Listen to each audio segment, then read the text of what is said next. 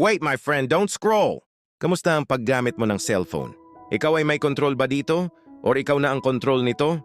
Gamitin ang cellphone na ng tama, huwag hayaang gamitin ka nito.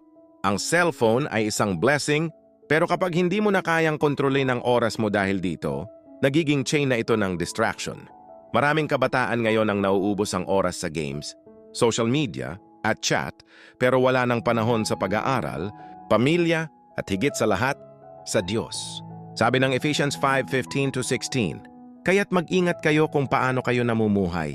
Mamuhay kayong tulad ng matatalino at di tulad ng mga mangmang. Gamitin ninyo ng lubusan para sa mabuti ang bawat pagkakataon, sapagkat puno ng kasamaan ang kasalukuyang panahon. Be wise, be disciplined, and be free. Gamitin mo ang cellphone mo to grow, to learn, to connect with purpose, not to lose yourself in endless scrolling. Huwag mong hayaang matanikala ka ng virtual chain. Dapat ikaw ang may control, hindi ang screen mo. Like Bisho, destroy it or it will destroy you. Overcome it, or you will lose your time to yourself, family, and God.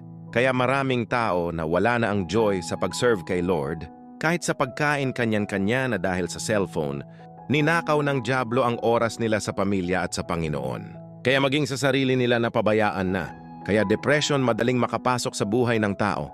This is a message of warning and love. Jesus loves you. Come back to Him in prayer.